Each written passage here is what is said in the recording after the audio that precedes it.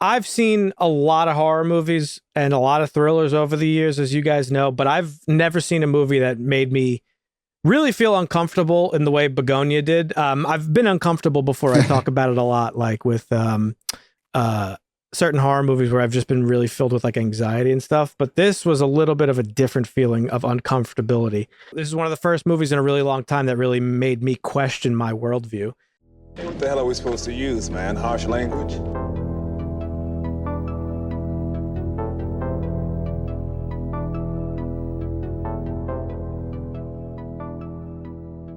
Hey now. Hey, Ahoy. Happy New Year, gentlemen and Happy folks New at Year. home. How's everybody doing? Yep.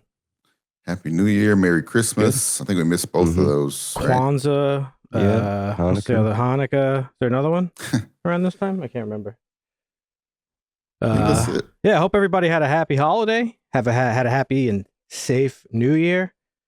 How are you guys doing? How was the holiday? How did the holiday treat you guys? It was cool. Busy. Yeah. We actually didn't do anything for New Year's though. Nah, But I never do anything. for New Christmas Year's. was pretty busy day. What did you do? Hang out with family? Obviously, I'm assuming. Yeah, I went with one side of the family for the beginning, first half of the day, and then the other side of the family, Nice. second half of the day. Other side, like mom, dad split. Yeah. Nice. Yeah, that's how I used to be, but like my dad's whole family's like dead now, so he mostly comes over here. He comes here. I used to do Christmas Day with my dad and Christmas Eve with my mom's family. Christmas Eve is like big in our family because it's like, I don't know, like an Italian thing, I guess. Oh yeah. Yeah. Like Christmas Eve is always bigger than Christmas Day. So, Yeah. I've always heard similar things. Yeah. Well, I actually did Christmas Eve with friends. Oh yeah, Yeah. that's fun. Yeah, we were outside with it wasn't that cold this year. We actually had We some still had a snow. little fire going and stuff. Oh, really? Yeah, it snowed a couple Nice. times. Not on Christmas, but a few times before and after. How about yours, Oh, okay. Dusty? What'd you get up to? I've been busy, super busy. We did Christmas, and then we were all sick on Christmas. Then, no, we were sick on Thanksgiving. We were not sick on Christmas. But then Christina and I went to the football game last week, Bears Niners. That was electric. And then as soon as we got back from that, we packed and went up to Tahoe. And the whole family got sick again, so that was fun. But the kids had a blast, A to lot go of sledding sickness. and stuff like that. But yeah, I was in bed for most of the trip. I felt good the first day, and I felt Dang. good the last day. The other couple nights were not fun. Do you have that super flu I've been hearing about, or no? I mean, I guess I thought so. We went to the game, and it was I don't know. This is a crazy game. It was like 42-38 shootout. Oh, wow. And I was screaming the whole time. So I was just kind of hoarse the next day. And I thought, I'm hoarse. So we get up to Tahoe and, have a couple beers, have a couple whiskeys. And then I wake up the next day and I'm like, oh man, I feel like shit, got a fever. I couldn't sleep. Like, I had the hot and cold shivers like for 2 days. And until my fever man. broke and I just like sweat myself I soaked the bed sweating in it like the night before the last day. Yeah, that's the ticket. You gotta sweat it out. Yeah, I didn't eat for 2 days either. I was starving. Nice. You get that flu. Starving it. that Yeah, flu, just drinking water. I was just drinking water and lying in bed. That's the flu But, diet. yeah. Do you lose a little weight in the process? Probably. Yeah, I don't know. I go up and down, so I don't really keep track. Yeah. But yeah, it was fun. I mean, we had a good trip. It was Nice. beautiful up there. It was snowing mostly. A couple clear days. I, knock on wood, dodged my annual sickness for the past 2 Nice. years. 3 years, actually. I have gotten sick. Well, no, 2 years. I have gotten sick on Christmas Day. Both years, exactly the same series of events. Christmas Eve, family comes over. I wake up Christmas morning. I make a cup of coffee to open presents, and I can't taste my coffee. And then I progressively get more sick throughout the course of the Christmas day. And then I'm just sick for like a month. So this year I dodged it, thankfully. Nice. Yeah. And I don't know the last time I've been sick, actually. damn, you got them Kryptonian genes. I usually Marvin's don't ever immune. get sick, but I got sick a few times this year. It hit me pretty good this Damn. year. Yeah. It's I always recently good. got revaccinated, so I got Oh, really? boosters for Nice. boosters for both the flu Boosted and up. COVID. Damn. Fauci Oh, out. there you go, yeah. You're hitting them Luke numbers soon. You know, gotta keep it going. Yeah. Can't get that new flu. I don't want that shit. No, that. But yeah, and then I went to Friday night. I went to a surprise party for Nick's 40th birthday. Shout out to Nick. His birthday's tomorrow. Shout out. Today is Sunday, the 4th. His birthday is the 5th. Yeah. So I was like, all right, well, I didn't get sick on Christmas, so now I'm guaranteed to get sick because there's gonna be kids running around and shit. But again, knock on wood, I'm so far so good. We'll see. I did wake up today with a little bit of a scratchy throat, but it's gone away. I think it was just like the sleep scratch, like when you wake up and your shit's all dry. A little drainage. Yeah, a little That's drainage, a little scratch. Yeah, no big deal. But we got a good show today, folks. This is episode 158, first episode of 2026. We are back. We're talking about Bugonia today, a movie I was very excited to watch from director Yorgos Lanthimos. We love him here. I think the last movie of his we covered was what was the movie with Emma Stone that we liked? Poor Things. Poor Things. Yep. There you go. So he's one of my favorite directors. I was looking forward to this. So we got that coming up later on, and we got a couple. We like this writer too. We do, yeah. Will Tracy. He wrote. Yeah, he wrote The Menu, Succession, and The Menu. Yes. Yeah. Marvin, did you watch Stranger Things? Nah, I haven't watched it yet. Okay. Apparently, it did pretty well at the theater. Yeah, it did. You wouldn't know it if you went on social media though, because everybody's shitting on it. I'm like so tired of the internet in general, like more so than I've ever been. Like I can't take it anymore. It's getting overwhelming. Like there's just constant negativity about everything. And it's one thing to share your opinion on something, but it's now gotten to a point where I don't know if like creators are just so bad nowadays, or if like there's just so many creators because they think it's like, oh, like this is the way to make money nowadays or whatever. But every opinion you hear about literally everything is so forced and manufactured. Like it just never feels natural. Like you're just not allowed to like stuff. It's like, not only are they telling you it's bad, they're telling you why you're a idiot for liking it, which is like a next level pretentious horseshit. And it's like, I'm just tired of like everything being negative all the time. But yeah, I watched Stranger Things. Go on, what were you gonna say? I think I went on a rant about restaurant reviews one time here not too long ago, but it's the same thing. Like before, you could get on Google Maps and you'd find, a lot of restaurants, fast food places, 2.2, 3.2, whatever. If you find a 4 or 4.5, you're like, that's got to be a pretty good place to be 4.6. Nobody ever really gave 5 stars. Now, if you get on Google Maps, literally every thing that's reviewed is between a 4 and a 5. Yeah, you did. There are no 3s. Right. There are no 2s. It's 4.1, 4.2, 4.3. Terrible, basically. Like they broke it down into 10, but they left it within 4 and 5. Like it's all perfect, but levels of perfect. It's like, no, it's not. Yeah. Let's be honest about what's trash. It's KFC. It's a 2.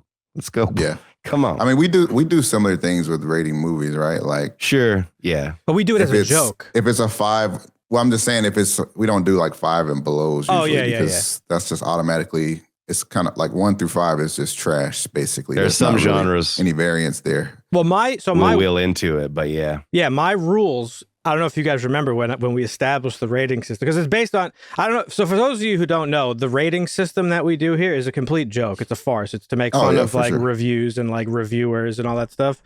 And I base it off of IMDb because back in the day when I used to hang out with my friends, one of the things we used to do was watch movies all the time. And my first question was always like, well, before we watched it, like, what's the IMDb rating? And the dot's still there. Rip. And we always used to, yeah, it's right there. Yep. And we always used to argue about like ratings don't matter, like it doesn't matter, whatever. So that's why we do the rating system, because it's nonsense. But there is a method to my madness that's usually accurate. If it's not horror or comedy, anything below a 6 is usually god awful. Yeah. Pretty consistently. And that's my point, because if it's between, like, it doesn't matter if you rate it a 1 or a 5, your brain is going to basically put them all in the same bucket. And there's similar things with like the restaurant, like Dusty said, like everything's between a 4 and a 5. So if you see a 3 or if you see a 1, it's basically the same thing. And what's funny is the way that we hear rate on the show actually illustrates the funniness of it perfectly, because at some point we got to a point where we were like, why am I giving this a 9 and not a 10? It doesn't even make sense. Yeah. I liked it. Well, There's nothing bad about it. So it's a 10. Right. I basically give out a 6 through an 8. I almost never give out a 9. So I'm walking within 2 points here of movies that we do watch. I've given some 1s. I've given some 0s. Oh yeah, we have dropped below on some stuff we really didn't like, but I think most of the stuff we like, well, if you look at our aggregate, we're probably not between 9 and 10 movie. We've got some 6s and 7s and 4s. We're not hate mongers. We're not clickbaiting. Right. We're not. We could easily. I'll call some shit woke right now. It'll get 10,000 views instantly. Yeah.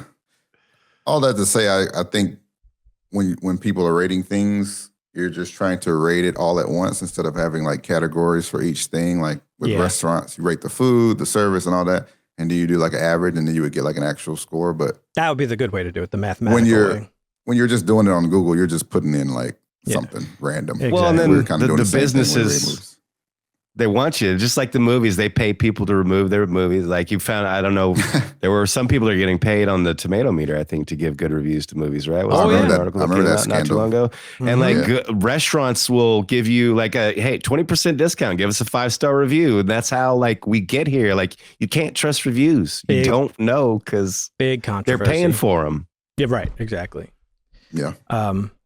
But yeah, so I don't know. Hate the discourse around Stranger Things, and it's like, again, it's so manufactured and forced because it's like the popular thing, right? So it's just like everybody's targeting it because keywords, SEO, gotta get my Stranger Things opinion out there. But I can't just give my honest opinion. I have to do a take. I gotta give a take. You know, Marvin, a take.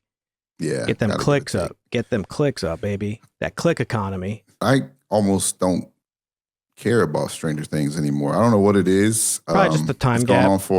The time gap. It's also just gone on for a little bit now.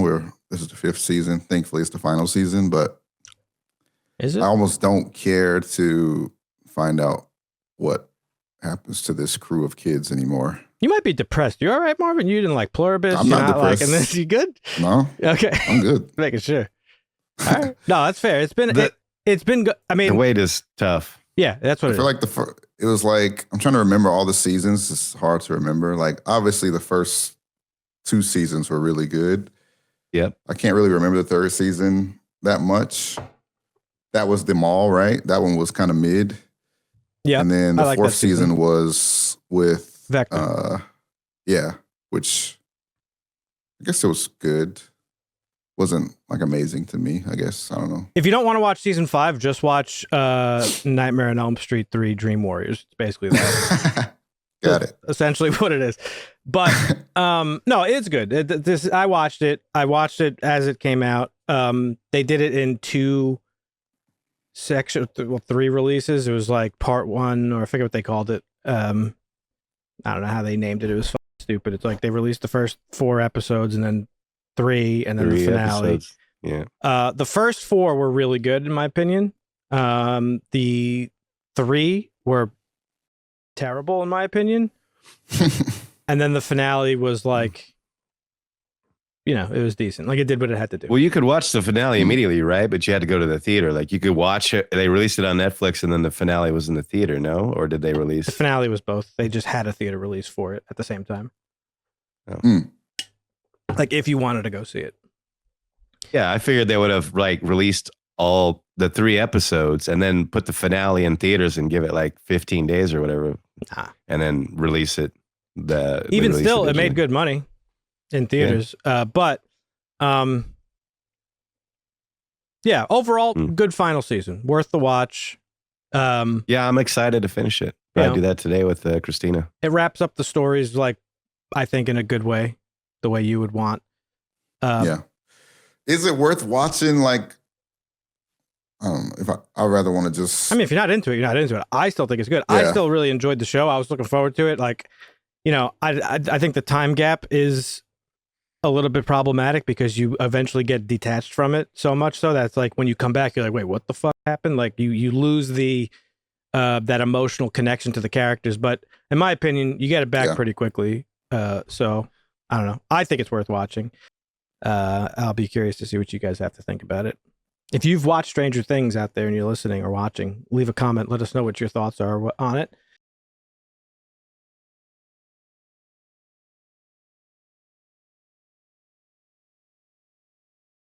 We watched a lot of good movies this year.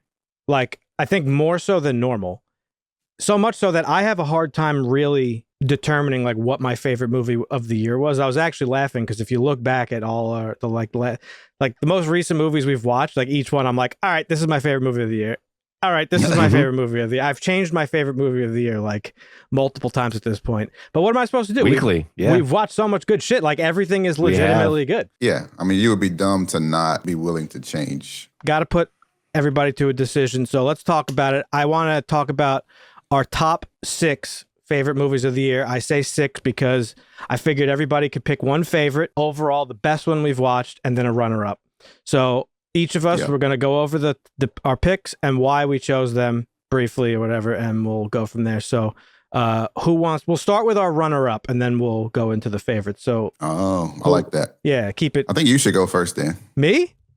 Yeah. Oh, man, I'm nervous. I was going to make you go first. All right, I'll go first if you want me to. All right. So this was tough. This was tough for me. I loved One Battle After Another. I've been thinking about it since we watched it. I actually would go so far as to call that movie a masterpiece. I said it when we reviewed it. I think that's going to be one of those movies that like people talk about for a really long time. I felt the same way about Eddington. Now, Eddington is more of like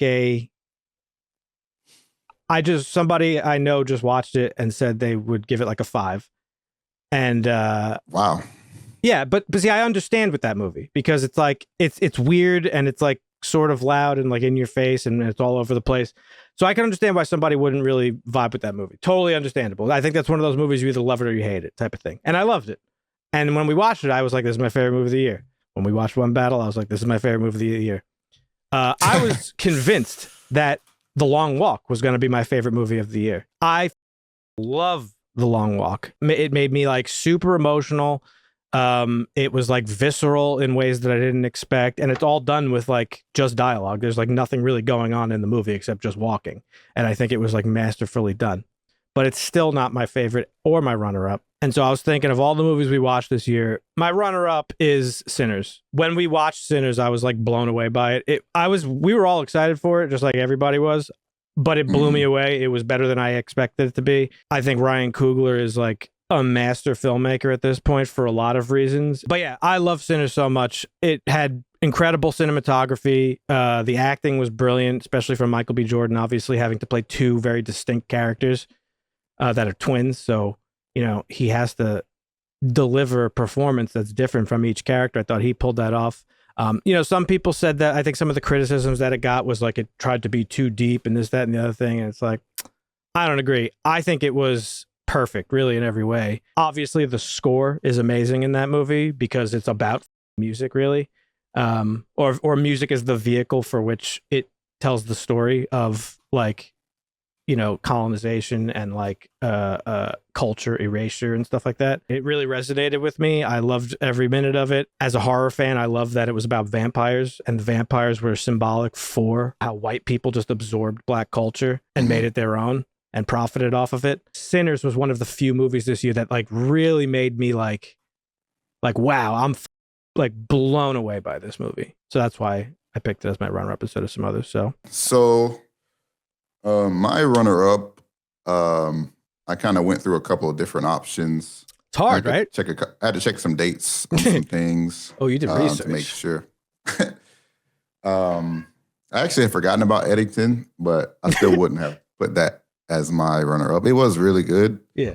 I actually surprised you said that people thought it was too crazy because I feel like it's pretty similar to, it feels similar to the craziness of One Battle After Another to me.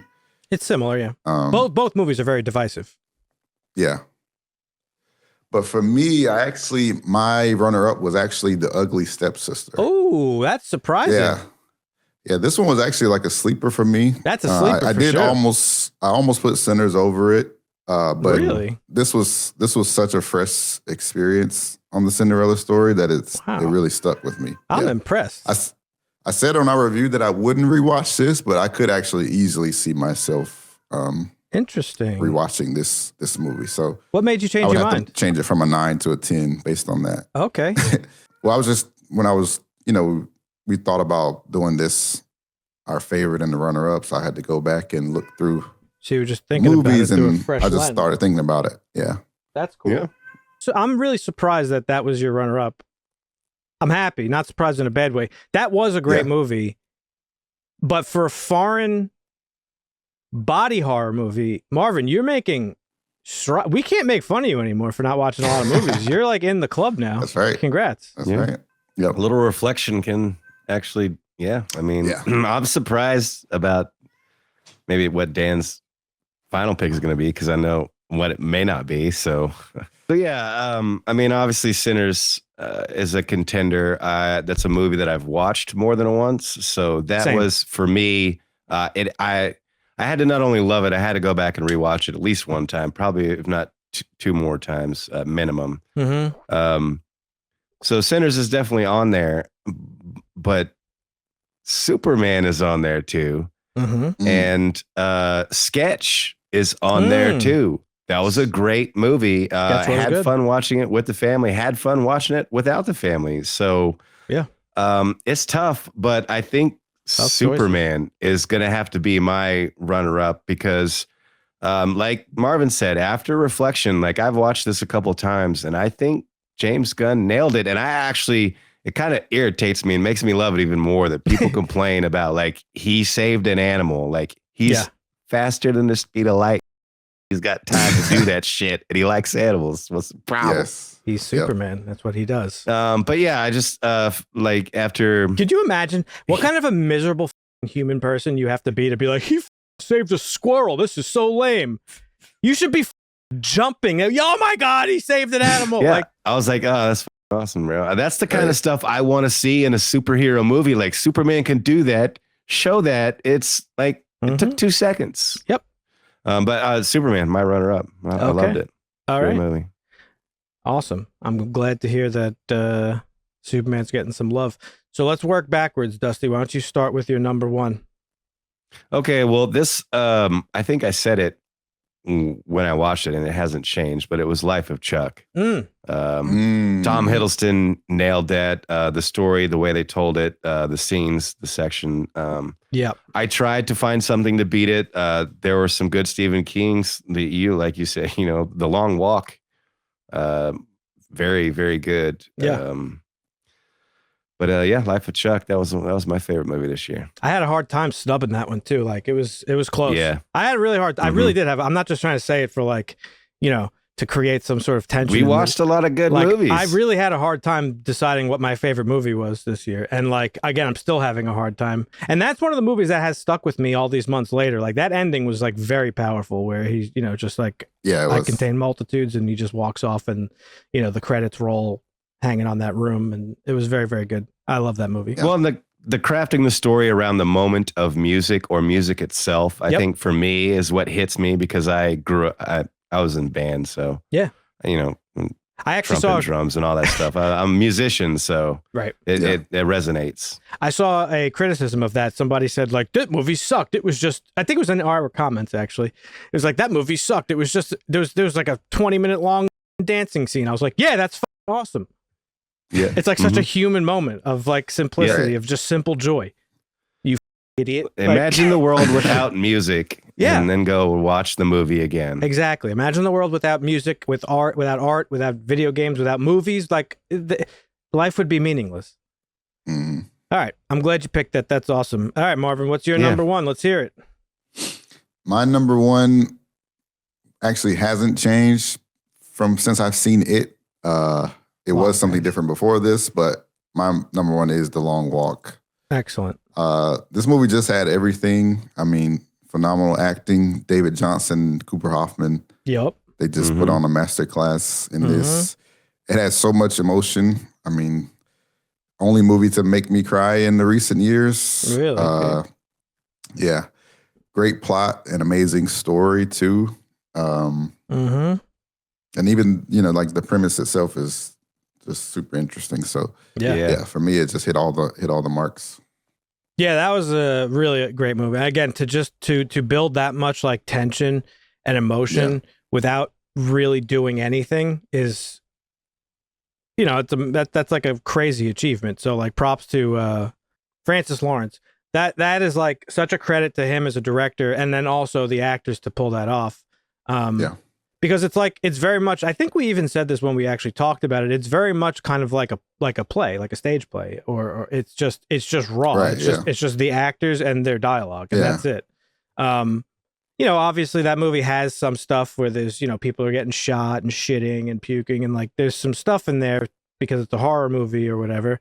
But at the end of the day, it's really about that acting and those actors together. And so that's a great pick. Awesome movie. Loved it.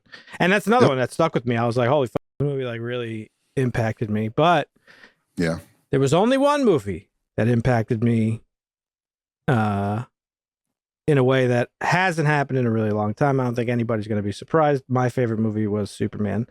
I almost wasn't. I wasn't sure if you were going to pull the trigger on that one, Dan. I almost wasn't. I wasn't sure. I almost wasn't, and I was like, can I really say that Superman was my favorite movie of the year? Because like I kind of fell into the trap of like, oh, it's not cinema. But then I was like, what am I doing? It is cinema. It's a great movie, and it's the movie that I've always wanted, and that movie like literally changed my brain chemistry in a way that's like never happened to me before. Like I entered that movie in feeling a way about like the world, and I left it feeling better, and it made me want to be a better person. If making me feel some shit isn't cinema, then I don't know what is. True. But yeah, that movie did like I say to Ed like once a week, I just text him randomly. I'm like, remember when Superman came out and it was amazing and how great it was? And he's like, yep.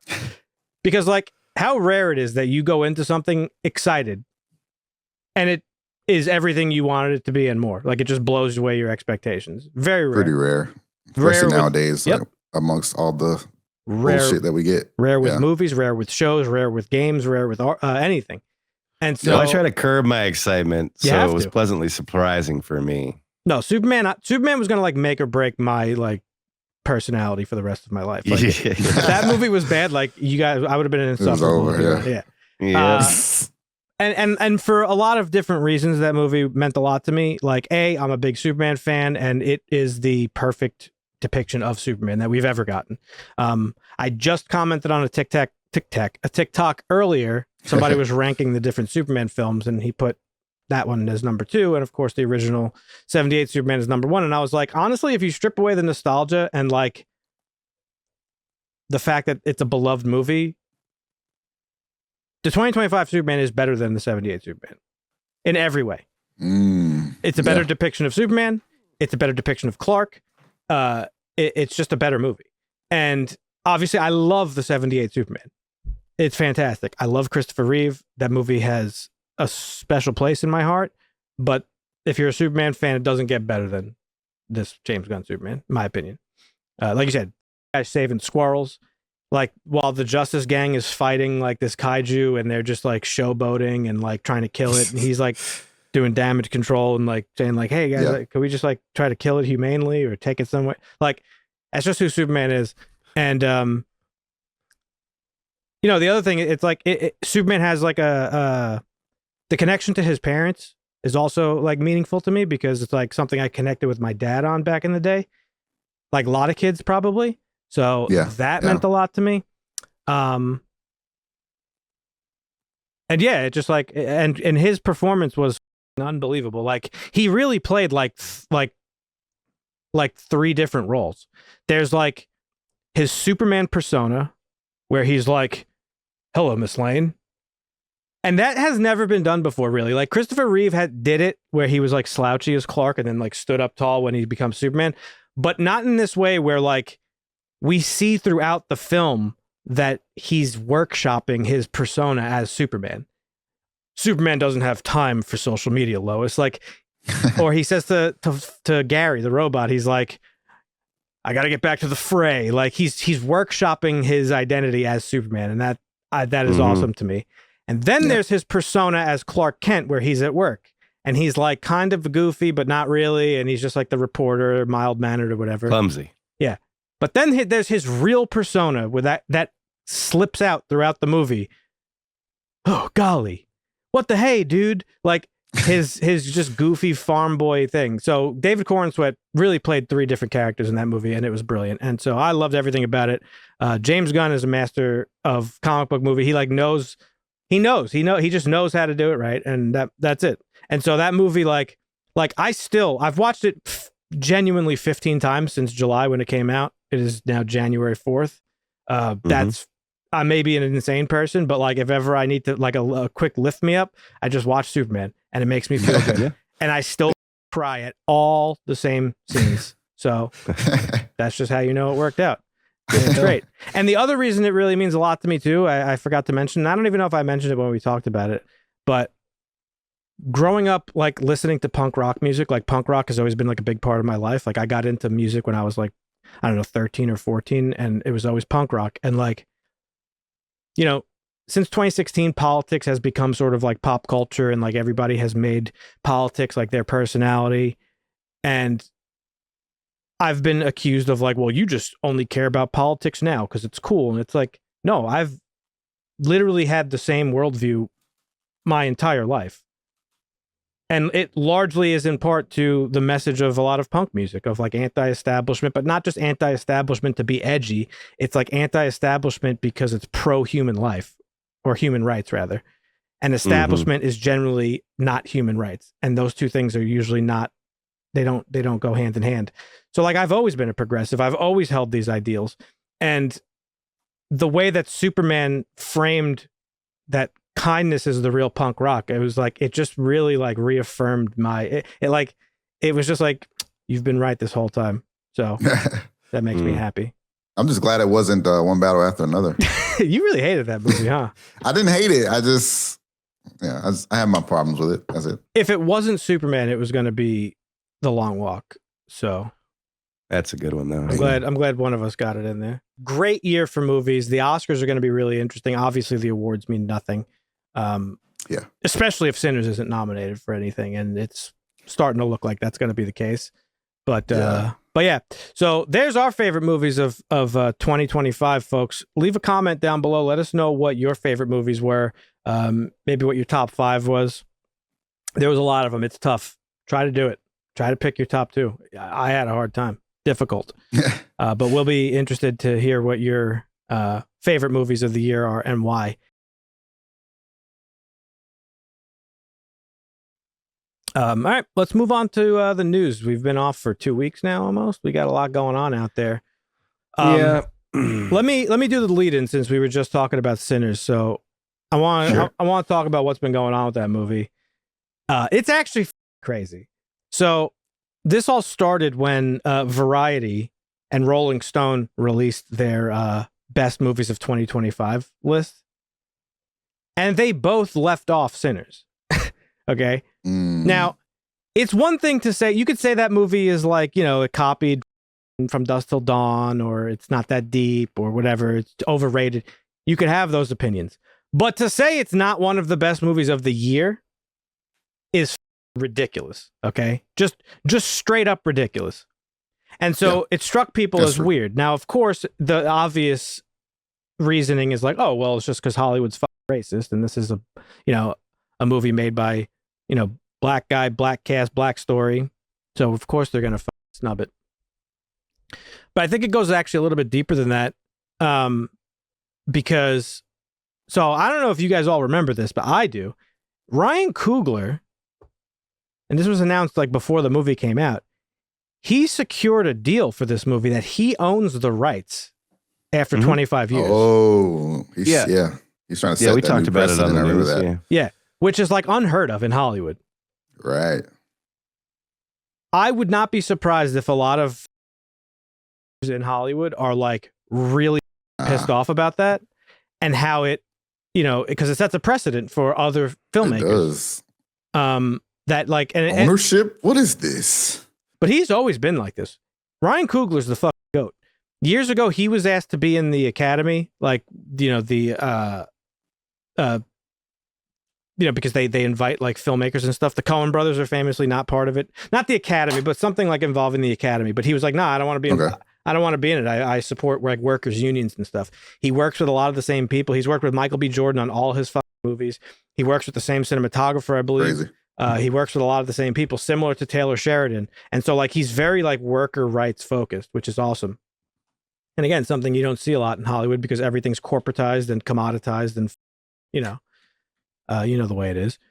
But but going back in his career, like this isn't the first time this has happened to him. Fruitvale Station was a great movie and had a lot of like critical praise. Wasn't nominated for any Oscars. I think Black Panther was the first comic book movie that was nominated for Best Picture, but he wasn't nominated for Best Director. Like the Best Picture movie, almost always 9 times out of 10, right, the director gets Best Picture nomination.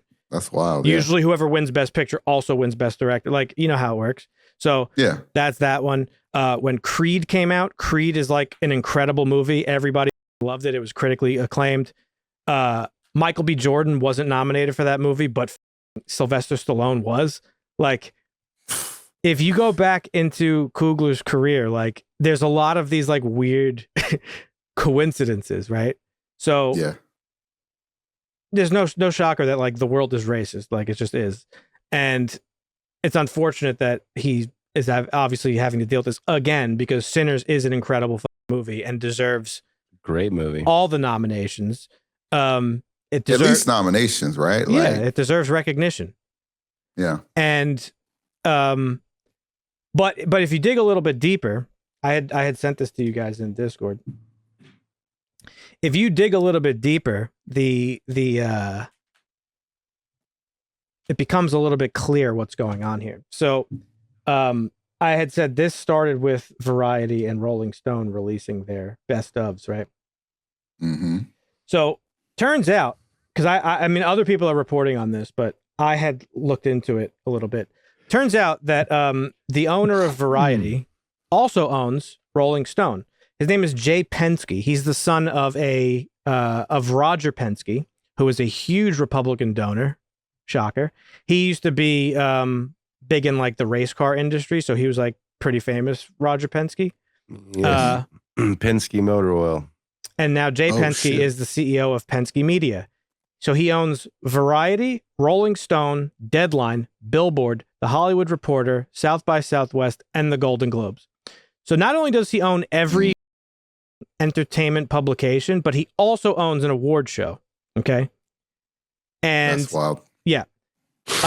He owns a bunch of other stuff too outside of like movie industry stuff, which is also crazy.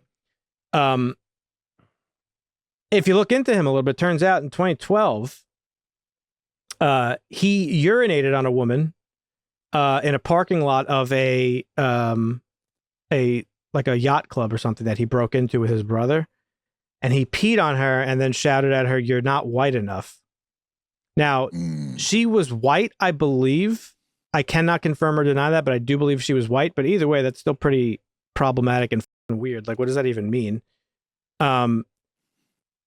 And so when the owner of every media publication is a very clear racist, it's not super hard to understand why Sinners has gotten snubbed by both Rolling Stone and Variety.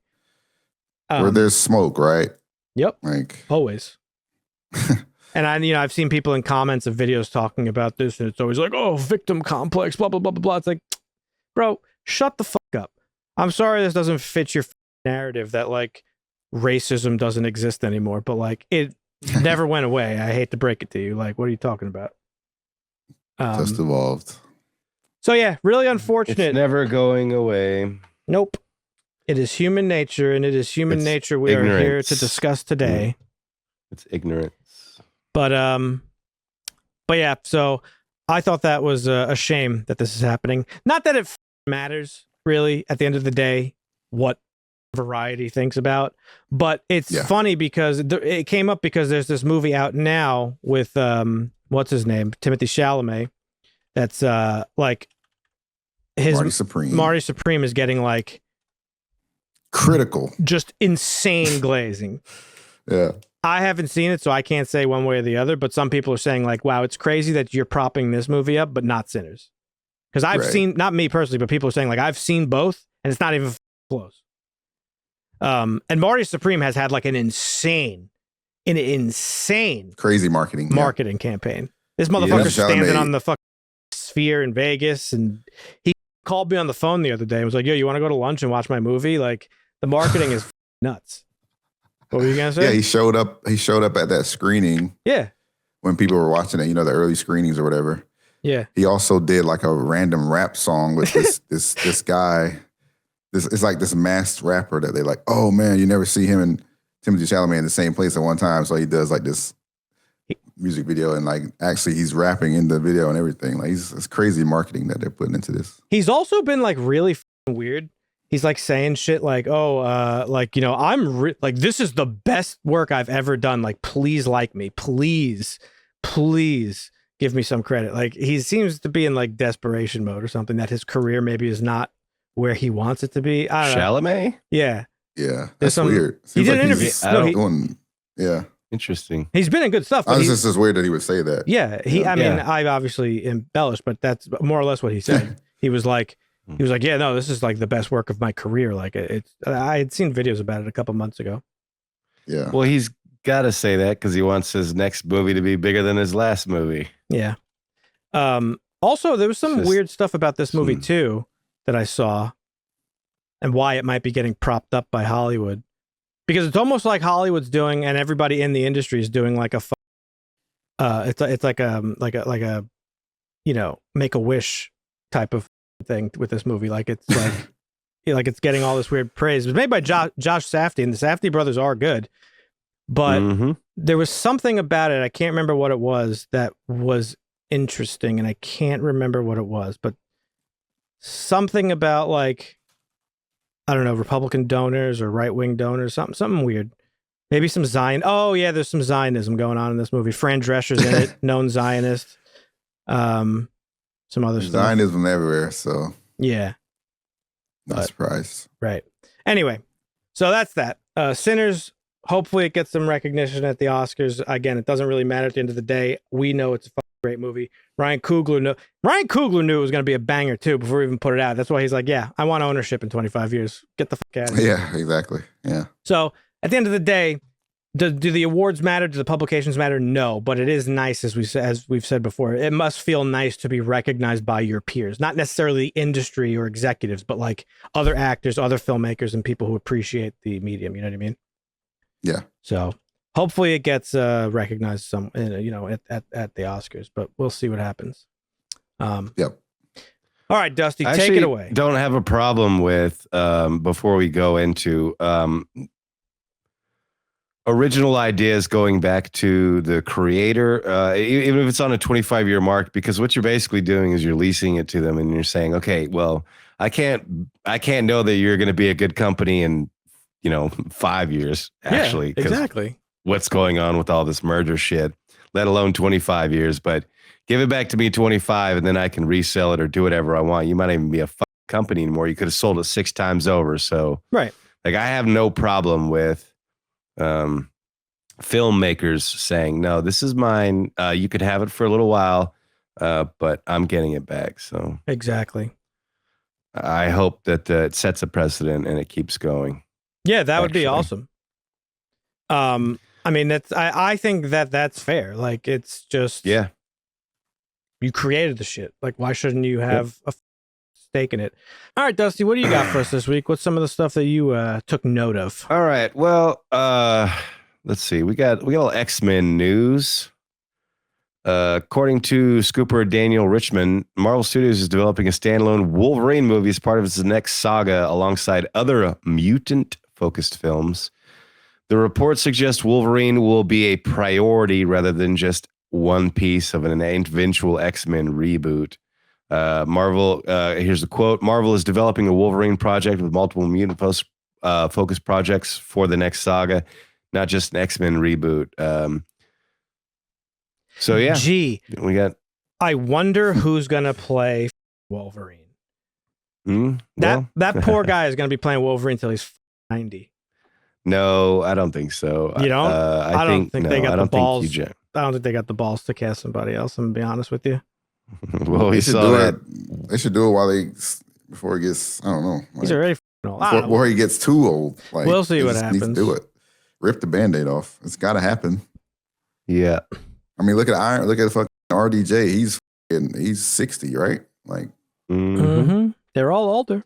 I he's gonna mean, need they the need to fucking find. suit in real Well, they life. apparently Like, have a Mahershala for Blade, but they still can't figure out how to make the film, I guess. Speaking of Blade, there was some other big Marvel news this week that I can't believe you didn't bring up. But allegedly, according to Daniel RPK, one of the biggest Marvel scoopers, apparently Marvel is reportedly looking at Jordan Peele to direct one of their upcoming movies. It's rumor. Now, because Blade is black, they immediately connected it to Blade. But I don't think Blade would be too far out of Jordan Peele's style. Yeah, I don't know.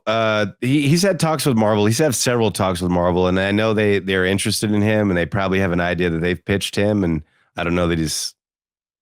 I wonder if it's the opposite. I wonder if he pitched them an idea. No, I don't know, but they've had industry standard talks. Like we've talked about it a little bit that but yeah, I don't know. Nothing. It's all rumors right now, so we'll see. I had seen a comment. He's still got to figure out how his next movie, which is supposed to be out last year and then come out this year, and maybe it'll come out by 2027. Yeah, I had seen a comment that was like, "I bet they'll give him X-Men and make it woke because it's got to have a some sort of like message or whatever." It's like that comment is so stupid on so many levels because A, we already know Jake Schreier, who directed Thunderbolts, is going to be doing X-Men, and number two, the X-Men was always about civil rights. You idiot! It's always been that. It's always been woke. Like, what are you talking about? Oh man, I can't wait. The Critical Drinker videos are going to be so funny when the X-Men comes out. Yeah. I cannot wait for it. God, I hate that. Yeah, I want to fight that fucking dude. Speaking of Jake Schreier, he shared his learned experiences as he moves forward on more mutant stories. Quote, "I can't say anything about it, but we started work on X-Men, and that's obviously very, very exciting. There are so many things that I didn't know about before I started Thunderbolts. The biggest learning curve for me was the proportion of the action to the more emotional, character-driven scenes, and how, even though it's more shooting days that I've ever had, they get eaten up quite quickly by the action stuff. Yeah. By the time we got to the end of it, it felt like, oh, now I feel like we get how to do this a little bit better." So he's taking his learned experiences from Thunderbolts. He's going to apply them to the X-Men and whatever else, I guess, Marvel's going to let him do with mutants. But yeah. And Thunderbolts is the best movie they've done in a really long time, in 6 years. So besides Guardians 3. So like, Okay. I think X-Men could be very good in his hands, but we'll see. That remains to be seen. All right. Well, we got your boy Netflix CEO Ted Sarandos on theatrical windows. He says quote, "There's been a lot of talk about theatrical distribution, so we want to set the record straight. We are 100% committed to releasing Warner Brother films in theaters with industry standard windows. Most continue to worry what, quote, traditional means for Netflix." Yeah. Industry standard when they are controlling the industry. Industry standard is 17 days, according to him. Sources have told Deadline that Netflix has been a proponent of a 17-day window, which would steamroll theatrical business, while circuits such as AMC believe the line needs to be held around 45 days. So we're about, a couple months into this whole Warner Brothers wants to sell and Netflix might buy them, and we still don't know. We're at a couple years into what's the theatrical window after COVID, and we still don't know. And looks like it's getting bad. We'll see. Yeah, you and 15 days is not a lot. I don't know. Let's be honest, okay? Now, we are a film review channel. We sometimes go to the theater. Mm-hmm. How often do you go to see a movie after it's been out for longer than 2 weeks? Personally, not much, because if there's a movie I'm interested in seeing in theaters, I usually go on the opening. Okay, so what's wrong with the So- 15-day window then? That's fair. I don't No, think that's a good point. Well, because not everybody has the chance to go out to the movies in that time frame. And I guess. so you have to, and so some movies though rely on word of mouth. That's true too. You got to Yeah. give them time to breathe. Like, Mhm. so That's true. we both pulled the same news piece here. Leonardo DiCaprio, I'm going to move into this because it's relevant. Leonardo DiCaprio mentioned that, he said, he wonders if people still have the appetite for movie theaters. And he said that, like, he basically compared it to documentaries. Documentaries in theaters went away. And he I have said, the quote if you want it. I have it right here. He said it's changing at lightning speed. We're looking at a huge transition. First, documentaries disappeared from cinemas. Now dramas only get finite time, and people wait to see it on streamers. I don't know. Do people still have an appetite, or will cinemas become niche like jazz bars? I just hope enough people who are real visionaries get opportunities to do unique things in the future that are seen in the cinema. Now, this is a That valid. remains to be seen. Yes, But yeah, very valid point. This is a valid point. Now, there are many reasons why the cinema experience is dying. One of them is the prices. It's very expensive, especially if you have a family. You can't go to a movie with a wife and 2 kids or whatever for under $100. Like you just can't. Right.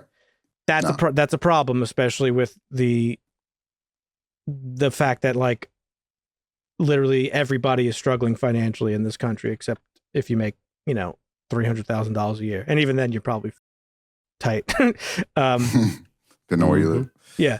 So like that's one thing.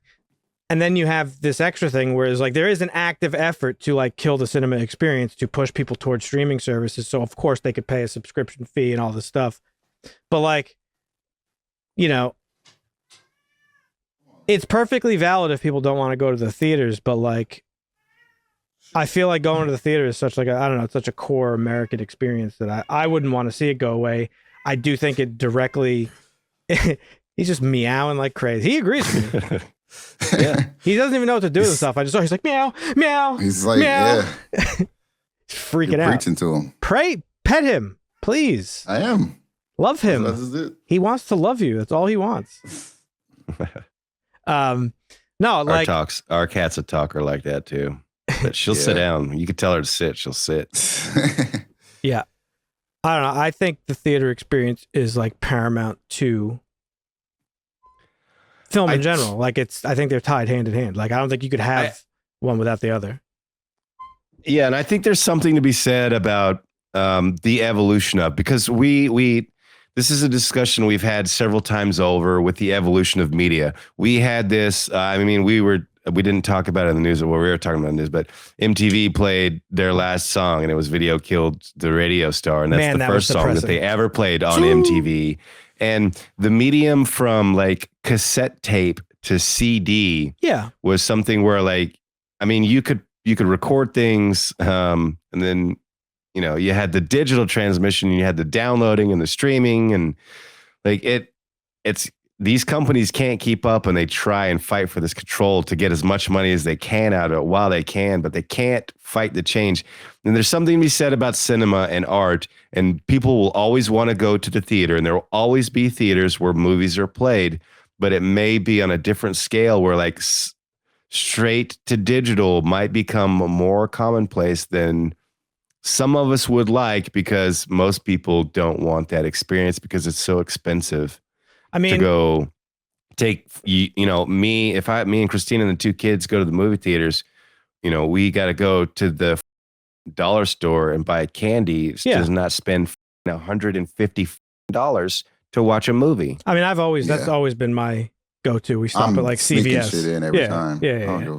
We bring Nick's wife. Yeah, but that's driving. That's what's ruining their businesses, because they don't make any money on the movies themselves. They're basically breaking even. They're making money on the concession sales, and nobody buys that shit. Yeah, you're starting to see go ahead, Marvin. Sorry. No, I was just gonna say, I just don't think every movie needs a theatrical release. Like that's really what it is. Like if you think. Well, I wasn't alive during the 80s, but if I imagine during the 80s, it had to be way less movies that were actually going to theater, right? Like it wasn't like where there were like a bunch of random like shitty movies going to theater that often, or was it mostly like the blockbuster style movies? Well, I Where- think where since you know the people digital are gonna age, buy you've tickets. had an increase in the amount of movies that are made on a yearly basis, I guess I would say. Yeah, But I don't know that it's changed all that. I mean, you did have a lot of random movies that were released that you never heard of. Like, and it was Okay. word of mouth. Like you had to read the paper or talk to somebody at school. Like, oh my God, did you see the movie? So good. yeah. I mean, that's Some like, shock on the radio. Howard Stern was telling you about a movie, you know? that's it. Word of mouth is like paramount to a movie's success. And so like in that 17-day window, it just can't get the steam it needs to do well. So then you have movies that are being produced for hundreds of millions of dollars that aren't making a return on their money. And so then what happens? These companies lose money, decide this isn't worth our time or investment. And so they make slop horseshit movies that are terrible so that they could just get as much money as possible for as little money as they could invest. Right. So it's like a cyclical feedback loop of horseshit that only hurts the consumer because it's producing worse and worse shit that you have less access to unless you're paying for something. Yeah. Do you know what I mean? So it's just oversaturated. I feel like there's just too many movies. there Not really every aren't. movie it's like random movies in the theaters most of the time. But think about what we do on the podcast with that statement. Yeah. Outside of this podcast, would you have ever watched The Ugly Stepsister? No. Would you have ever But- watched The Long Walk? Probably not. No. But Right. So what I'm saying, well, hang on. So I have a bigger Yeah. point. What you're calling random, right, in theaters are Yeah. movies that we're watching, right? I thought Yeah. about this last night when I watched Bugonia. I was like, I mean, Bugonia is one of the best movies I've watched in the last 10 years. I'm just going to say it right now. But I was like watching it and I was Fair. like, everybody thinks like movies are dead and they're not. It's just that you're not looking in the right place. yeah. And That the is reason true. why is what we're talking about. Begonia was in theaters. Nobody's talking about Begonia. No. You're not hearing about Begonia. You're not hearing about these movies. I mean, obviously the landscape has changed and social media has to create content. So people talk about stuff and social media really drives like what is being talked about and what's trending and stuff like that. But like, you know, if you separate yourself from that, it's like, it just depends on where you're looking. You're not going to like, you know, if you're looking on Netflix, of course, like, yeah, there's a lot of random bullshit on Netflix, but it's because of what I said. It's like they're just producing shit that's like easy to make, cheap, throw it out there. If it works, whatever. But like prestige movies like Bugonia, like this is what should be in theaters. And this is what Leo's talking about. It's like there are people that are making like real good things and like nobody's seeing them because nobody's talking about them. Well, I mean, then that's not on the consumer. The consumer can only access what is presented to them. Oh, So, I don't think it's on the consumer at all. Yeah, for sure. I agree. But even on that note, I don't think like Begonia would have been fine to see in theaters, but I don't think it's like a necessary theater watch. Like what I'm trying to say is we need maybe less theatrical releases, just period, because maybe that'll incentivize people to go see the good stuff. I don't know. Like, I don't think I would have enjoyed Bugonia more if I saw it in theaters. I don't think anything is a necessary theater experience, like necessary outside of like, you know, a Superman or a Marvel movie because you want to get the fucking sound blasting and on the big screen. But I mean, I still would rather watch movies in theaters. I love going to the movie theater. That's a personal taste, and that's fine. That's a personal thing. I think it's a shift there. I think that's where the shift is. I don't think so. I think the shift is in prices and just the way the industry is. I think if prices weren't that bad, people wouldn't have an issue going out to a movie every Friday. I think there's more to it than just prices. Like the comfort of being able to watch something at home. That didn't go anywhere though. That's always been there. You know what I mean? Yeah, but it but has it's different now changed with over technology. time. Yes, technology, absolutely. screens, Absolutely. surround HD sound. projectors. I can go down to my local church and put up a screen or a sheet or something and 100%. broadcast a movie to 100 people. Absolutely. And we could have our own little free popcorn and soda and stuff and ice chests and like not have to pay $6,000 to take all those people to the movie theater. But what I meant is saying? you've always had the opportunity to just wait and watch a movie at home. It's just you waited a little bit longer. You know what I mean? Well, you waited way longer. Yeah. It was used to We're be talking like about a year and a half before it used to be like back in the day. 6 months or more before a Blu-ray release would come out, and I remember like you're. I'm talking about DVDs though. Yeah. When movies would come out, like you watch it. You had to go to the theater. They had the window because you knew if you didn't see it then, you weren't going to see it again for 6+ months. But now they're like, yeah, whatever. Or bootleg. Watch it immediately after. We don't give a shit. Yeah, I mean that's part of an overall like trend too of just everything everywhere all at once, like just having all the information and access to everything at all times. Like I think we need to let things breathe again. Personally, I don't know. I think if I've said this before. I think eventually we might see a little bit of a snapback and things will go back to a more like analog kind of world, like more reminiscent of like the 2000s up to like 2010 ish area. It's really social media because it's like it's the FOMO. Mm-hmm. If you don't see something, you're gonna get spoiled. So you know. Yeah, I mean, there's a healthy medium there too. You don't have to keep movies in theaters for 6 months, but 17 days, like, give me a fucking break. I also think you're maybe thinking this word of mouth is more powerful than it is in the digital age. Like, it's not like you're actually like going places and like talking to like, hey, did you see this movie? Like, you're just like. It's happening. I feel like the word of mouth spreads faster. Yeah. Like it would probably spread fast enough in the first 17 days, right? For it to spread quickly enough. You're not like going to school and talking to friends or going to we've been in the 24/7 news cycle for a while. So if it pops up, it pops up, and then if it goes away, but something's trending longer. Yeah. So you guys don't agree with Leo? Sinners. I think he So what did he say, that it's going to become more of a niche? Like he thinks it could become more of a like niche. jazz bars. He makes a salient point for sure. Like I feel it's like that would be okay. What's the problem with that? There will be distributors who say, we want you to watch this in the theater. We want to make money in the theater. Go watch it in the theater. They will always have that. And then there will be people who like, I don't care if it's in the theater. You can take it straight to digital, and people will enjoy that content too. And then there will be some that do a mixture of both. Like we're just evolving. And I don't know what it's going to evolve into, but I think theater will always be there. I think it'll just, we don't have to, I don't know how selective we're going to be. Like Marvin was saying, like we don't release everything, but I don't know how you become selective about that, because who's choosing? It's never going to die. It's really as long as there are like enthusiasts like Kugler and people that want to actually film. Well, here's a good example. Way. Here's a good example of it. I don't know if you guys heard about this one. Died. That was a great experience. The Legend of Aang, The Last Airbender, was coming out in theaters for any Avatar fans out there. We were excited about it. Well, it was announced this last 2 weeks that it's no longer going to be in theaters. It's going to go straight to Paramount Plus streaming. And Tom Barkle, one of the creators, said, regarding The Legend of Aang going straight to streaming, I'm devastated. As both a massive fan and artist on the movie, it's heartbreaking. Everything I've seen from this film has been absolutely gorgeous. It really was made to be seen on the big screen. So, like, it's part of the art form to want to see it on a giant screen. You know what I mean? It's like, I don't know. It's just inherently part of the art form. I'm not saying consumers should want it, but it shouldn't be going away, I don't think. I don't think it's going to go away. I agree. It shouldn't go away, but yeah. It's going to be at least still some niche. Like, yeah. If it becomes a niche, that's okay. But that directly hurts the industry, is my argument. Because if something is niche because it's not going to make money. Where's it making money? It's still going to make money on streamers, right? They're still going to get the money. If Sinners is okay, here's a good example. If Sinners is in theaters, you're paying $20 or $30, whatever the cost is, to see Sinners in theaters. Sinners is making $20.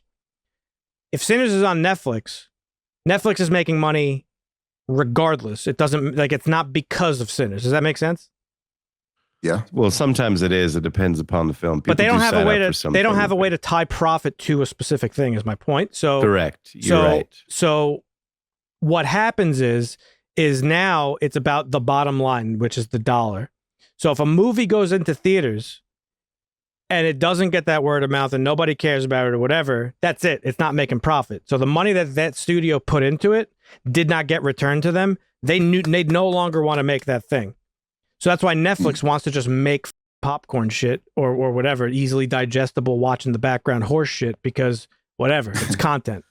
People will subscribe for content because more is better. And that's that. It's cheaper for them to make and still make their profit.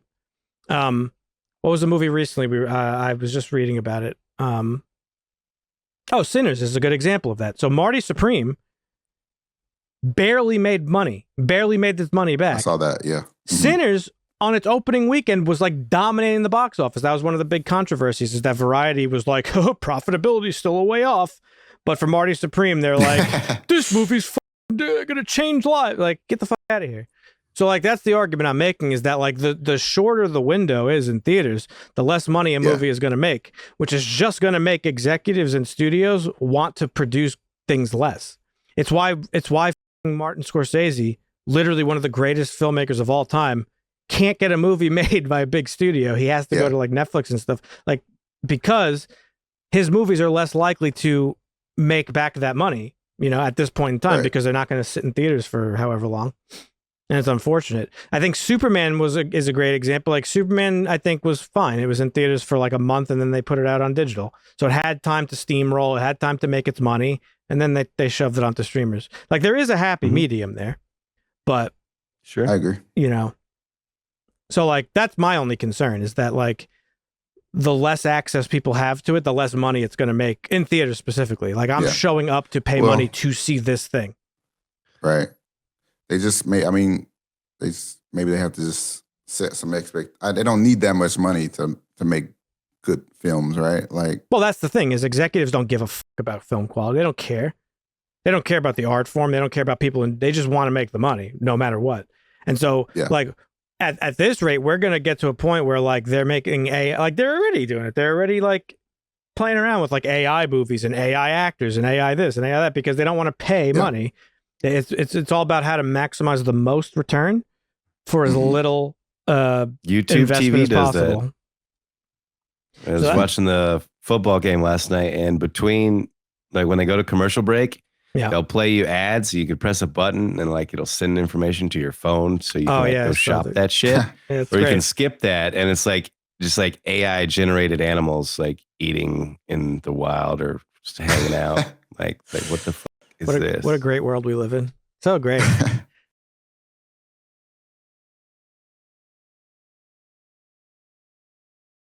Let's get into today's review, folks, and that is Bugonia, directed by Yorgos Lanthimos, the GOAT.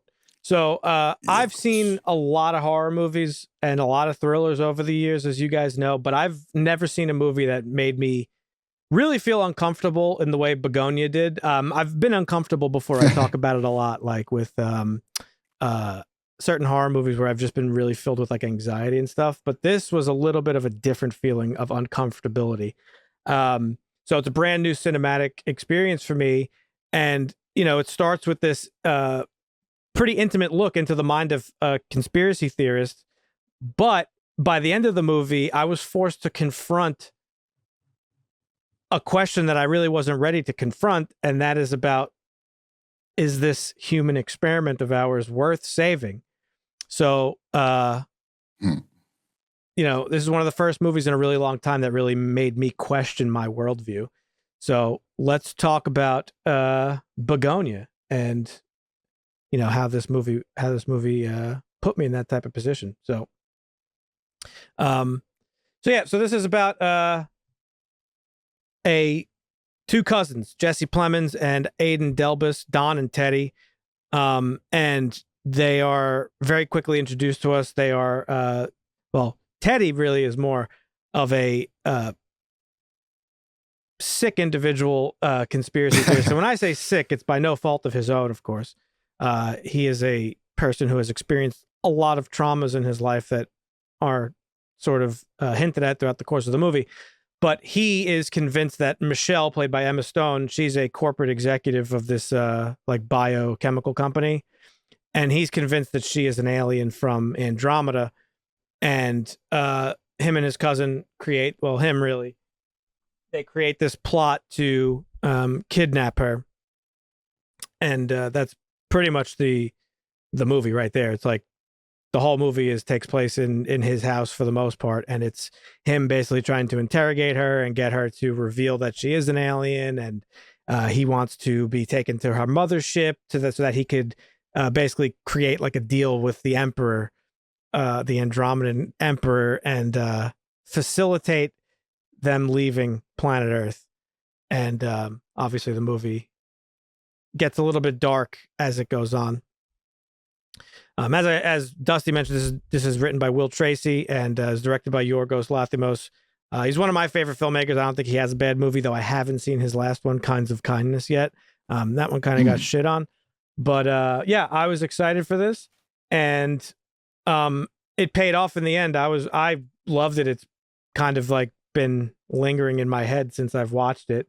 And there's a very specific reason why, which I'll get into in a bit, but well, actually, I'll just talk about it right now. So, as you guys know, like, I'm really into Carl Sagan. Like, I've been into Carl Sagan for a very long time. Part of what shaped my worldview, Carl Sagan, for those of you that don't know, was a science communicator and a scientist himself.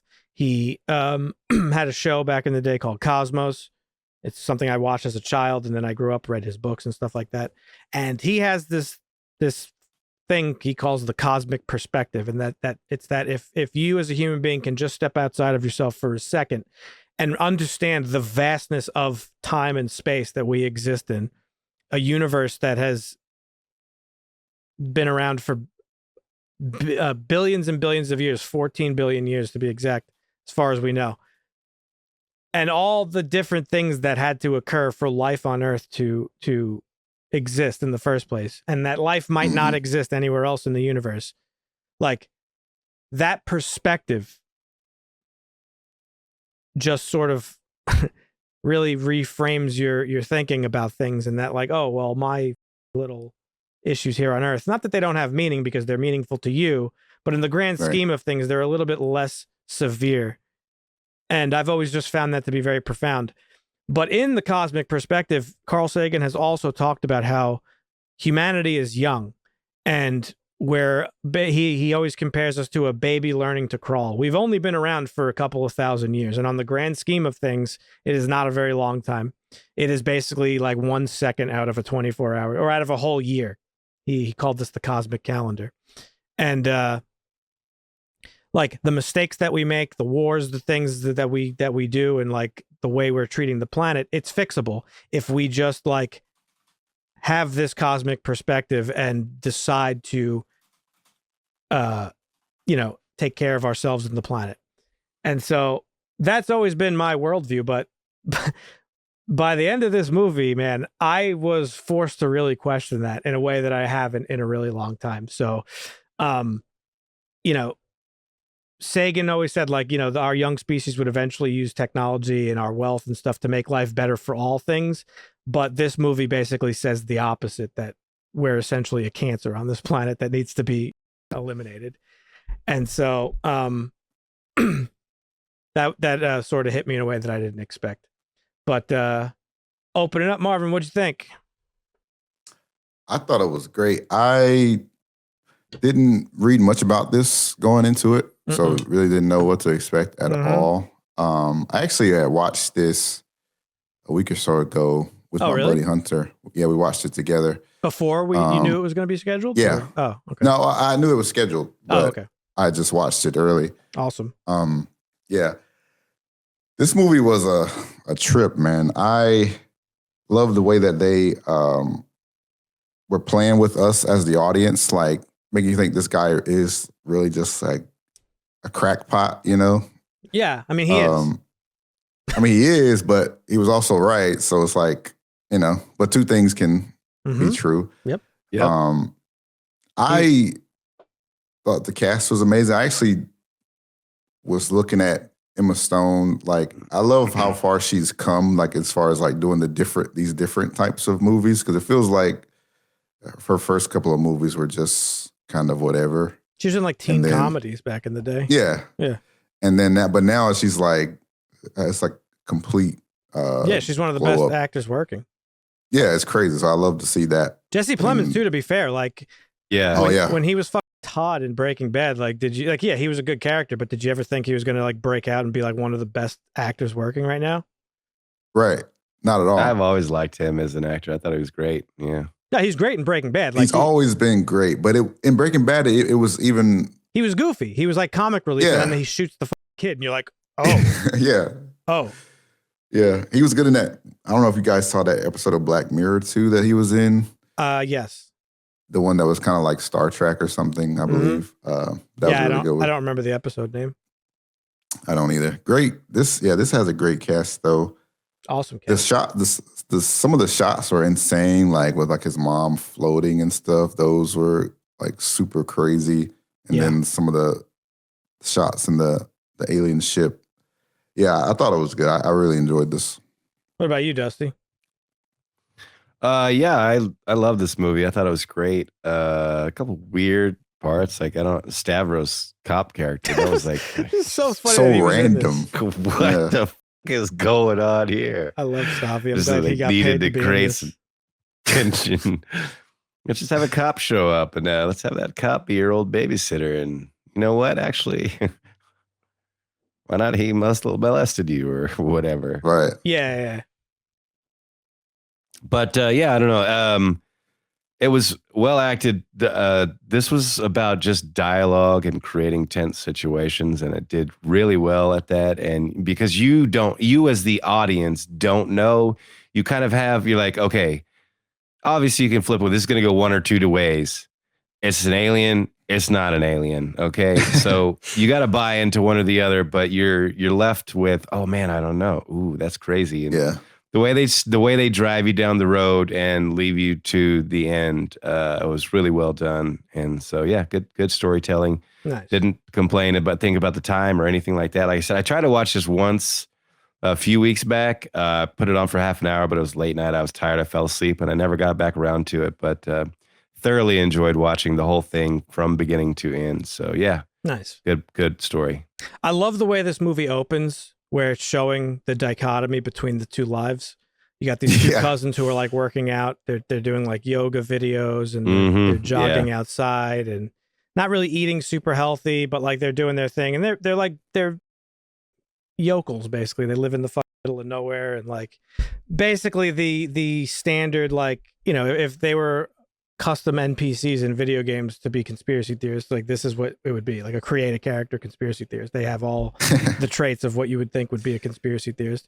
And then while that's showing, the movie's flashing to her, who's like this CEO living in a mansion, and in modern society she's taking vitamins and like she's exercising on machines, and she mentions later on that she is on like a very expensive regimen of like anti-aging stuff. And like, so I really like that how they framed these two characters early on and how their lives are like very disconnected.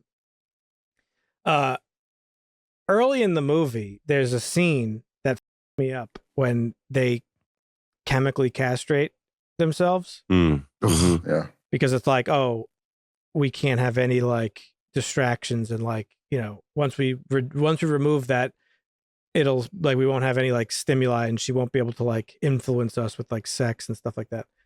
And it was really f***ed up because it shows you like kind of the lengths and stuff that these people might go to it within their like crazy delusions, their conspiracy delusions. And I was like you, Marvin. I didn't really know what to expect. I saw the trailer. I thought it was like, again, like I thought it was going to be like a social commentary, kind of similar to Eddington and One Battle, which it kind of is. Yeah. And on the outside, on the surface, it is like about like, oh man, conspiracy theorists that exist in like the MAGA age are like really dangerous. But that's not really what this movie's about at all, I don't think. And a lot of people are kind of framing it that way. And a lot of the people I've seen talking about it are talking about it that way. It's not really what it's about at all. That's just the vehicle to tell this story. And I think what the movie's really about, it's about like sort of humanity and empathy, right?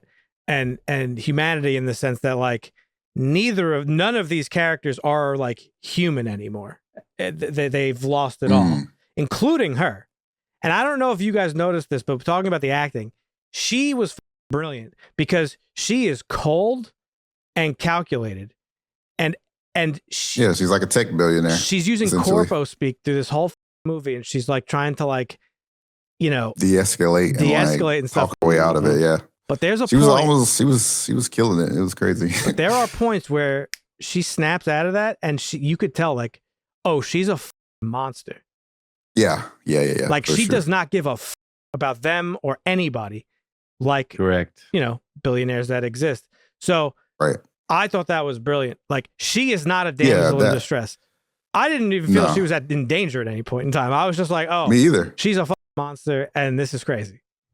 Yeah, and I actually was having the same thoughts of that parallel between her being an alien or her just being a heartless tech billionaire. It's like it's almost the same thing, right? Like they have the same lack of care for humanity as one another, like aliens versus like a tech billionaire. Like they care the same. Like they wouldn't care. Like they step on 100,000 people and not feel a thing the same way, right? So I like how they had that parallel with this. Like it's almost the same monster. Yeah, regardless of if it is an alien or not. Exactly. And I actually wrote in my notes, like, she is an alien technically. I mean, without any without any spoilering or whatever the twist is in this movie, she is still an alien, whether she is or not literally an alien, because she's so disconnected from humanity itself that you could only be an alien to be that. And to be a billionaire, to be a CEO, again, depending on what you think or your worldview, we're going to have some weird nerds in the comments like, stop talking about that $1 trillion company that way. But like, even every politician, they lose touch with reality. Yep. You do not become a billionaire humanely. You just don't. You get that level of power and money by stepping on people on the way up, by exploiting, by just raping and pillaging everything you possibly can to get there. And so the movie's super poignant because we're experiencing that now in our real life. And, people like Jesse Plemons' characters, these conspiracy theorists, like, they're often vilified for obvious reasons. They're also very dangerous, but these are two sides of the same coin here. You know what I mean? Yeah. They were both created by the same system. Right. So. That's true. What were you laughing at when I said the same? Huh? What were you laughing at? It seemed like something popped into your head and you were just like, I forgot that quick. I swear I did. God damn. Yeah. That's a record. Biden. That is a record. You had something to add, Dusty? You were looking like you wanted to say something.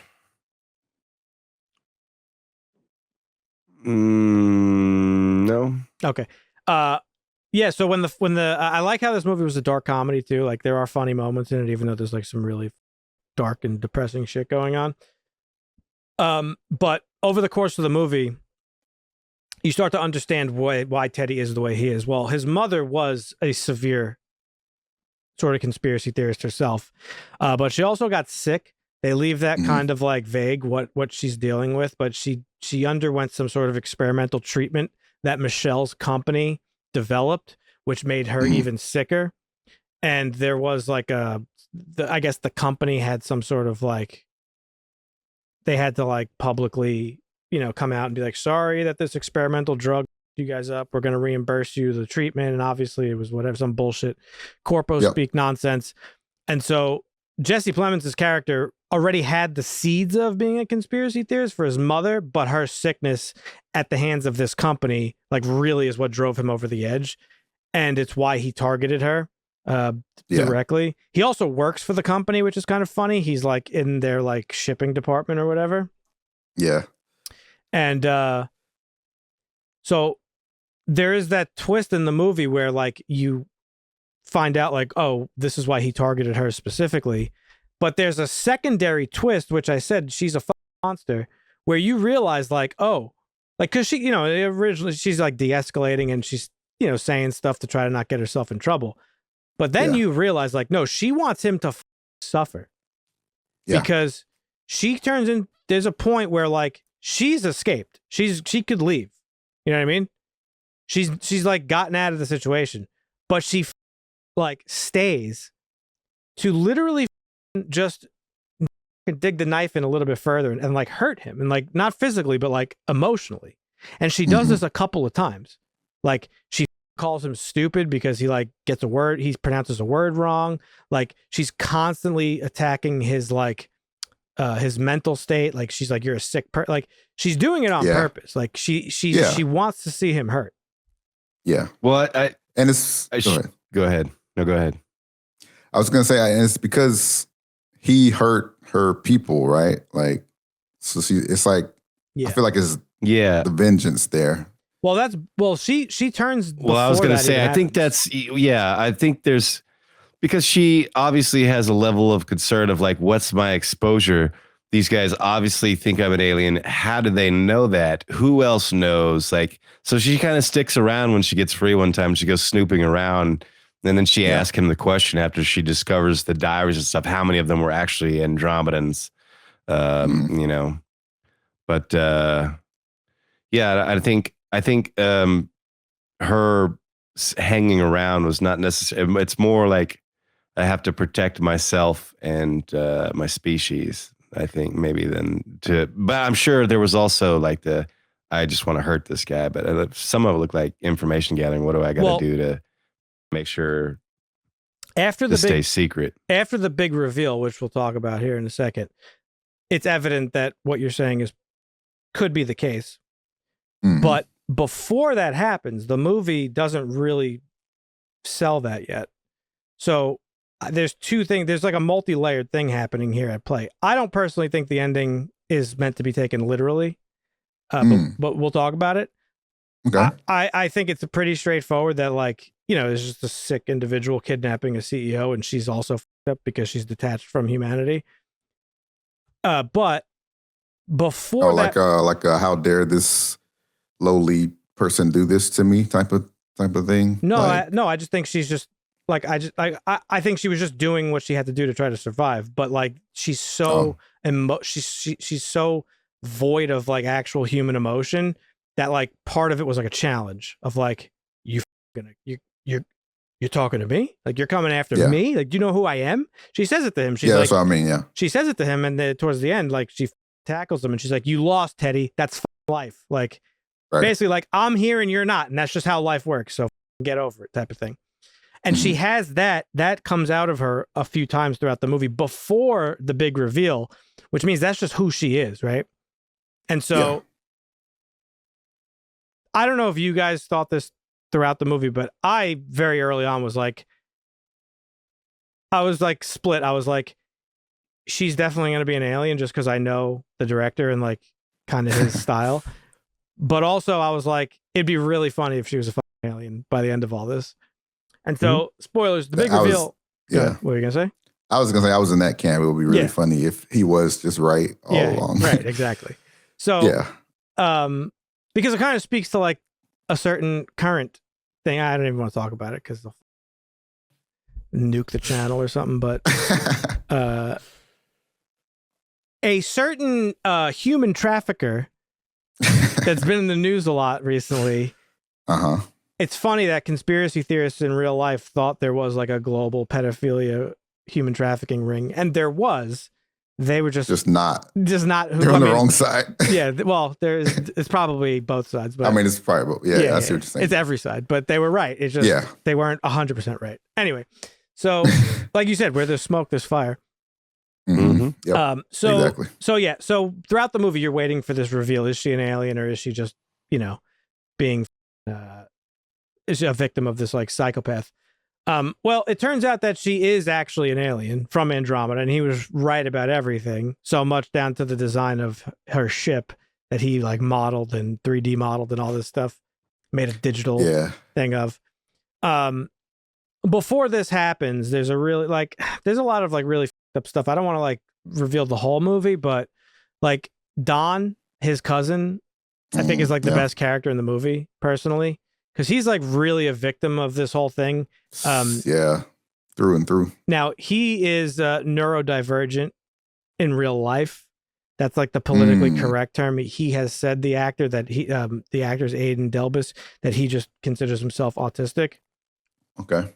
And Yorgos casted him specifically because he wanted somebody who was just like sort of unfiltered with what they say, because that's sort of how neurodivergent people like behave, like they don't really have a filter.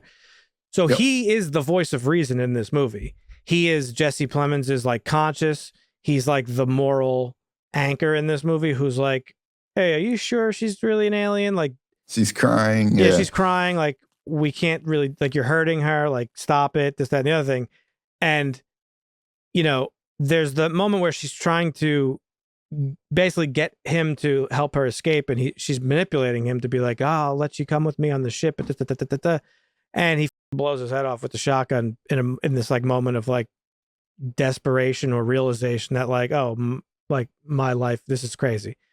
Yeah. And it was really up. And I got the sense that she like, not that she wanted it to happen, but like kind of like I think she probably saw that was probably the case. Well, I mean, she could have used some sort of word manipulation to make him do it. We don't know. I mean, the way he says about what Andromedans are, we don't know. So she could have talked him into it. It's also very quick. He's just like, I'm ready to go, and then does it. It was like very bizarre because it wasn't even part of the conversation. Yeah. So that is interesting. I think her manipulation honestly just backfired on her there. Yeah. Because she was just trying to just de-escalate him, and he talks. It kind of went left, and that's what happened. Yeah, I mean, he mentions throughout the movie like that he has aspirations. Like he's like, well, I want to be with somebody someday. Like, so I guess this was a moment of clarity where he realizes like he probably won't have the life that he really wanted. And he was obviously really manipulated by Teddy as well and brainwashed. Already, yeah. Yep. Another thing we learned about Teddy is that he was sexually assaulted by his babysitter, who was Stavi in this movie. And that's like part of his whole like trauma. And just, man, up until the reveal, there's just the whole movie is just like nail biting, for me anyway. The last time I felt that anxiety was literally when I watched Hereditary in theaters. I've mentioned it a lot that Hereditary is not scary to me, but it made me anxious as shit. This movie made me feel the same way. Like the whole time I was like on the edge of my seat, like what's going on here? So then we get the big reveal, and it turns out that she is an alien, and she's going to take Teddy to her people or whatever. He straps himself with a suicide vest, doesn't go over well for him. And she gets hit in the head by his head that explodes off of his body, and she gets knocked out. And the next scene is her waking up in the ambulance, and she's like, oh, fuck, I gotta go. And she goes back to her office, and that's when we get the big reveal that she is an alien, and she zips up to her ship, and she's like talking to her hairy people, alien comrades, and she's like, yeah, we've determined that like this experiment like didn't work. She talks to Teddy about it, and you know, she has this monologue that is pretty great, actually. Bless you.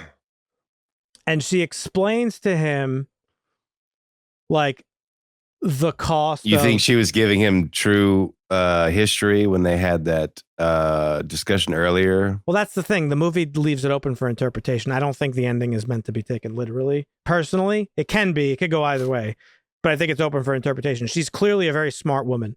She is the CEO of a company. She's very smart. Like you could tell by the way she talks to him throughout the whole movie that she's very well educated. So it's not out of the realm of possibility that she just came up with all that stuff on the fly to work with him.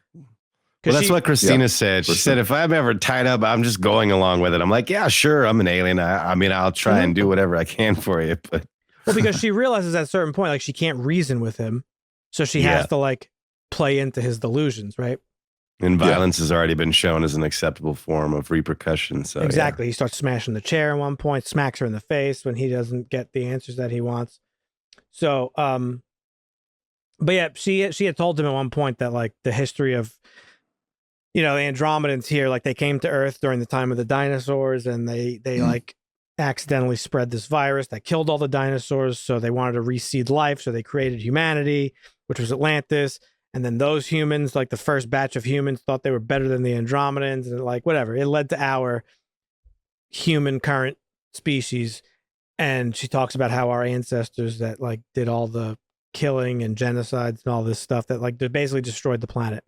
So by the end of the movie, she's talking to her Andromedan people, and she's like, yeah, we've been here for a while. They were trying to like fix humanity. They were trying to they were experimenting on us to remove the suicidal gene, she says, the gene that makes us suicidal in a sense of like humanity's destroying itself. And they wanted us to like not do that. So that's why they're here trying to fix that. But she's like, you know what? The experiment's over. Should have took the pluribus route. And the movie ends with her basically symbolically bursting this bubble over the earth. It's like our atmosphere or whatever. Funny enough, the model of Earth is flat, which is hilarious. That was hilarious. It was hilarious. And we get this ending montage of like all humans on Earth basically dead on the spot wherever they were. There was a lot of extras. Yeah, to the soundtrack of a song called Where Have All the Flowers Gone, which is a Pete Seeger song, which is a powerful anti-folk war song that uses this circular poetic structure to illustrate like the endless cycle of life and death and war, to show how young, like the song is about how young people are like lost to conflict, that they end up in graves, and then the flowers grow over their graves, and it's just a repeated cycle. It's basically lamenting humanity's failure to learn from history's losses, essentially. And so that's the ultimate message of the movie, is that like humanity is doomed because of our own, because of our own issues. Like we are a cancer on this earth. And what do you do with the cancer? You remove it. That's how you defeat it. And so that was the conclusion the Andromedans had at the end of the movie. And this hit me like a ton of bricks. I was like crying at the end of the movie. I was really emotional. It made me really emotional. Because I said, like, I had this worldview, and I still technically hold that same worldview, but this really was the first time that challenged it in a way where I was like, oh, you're right. We probably do have to go at some point. Yeah.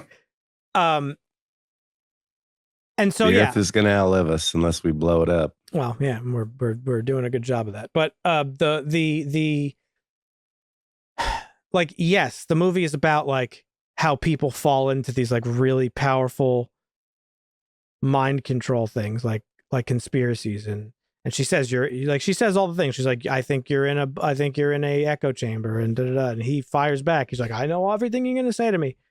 All those things are true. CEOs are bad. Corporations are bad. Those are narratives within this movie. But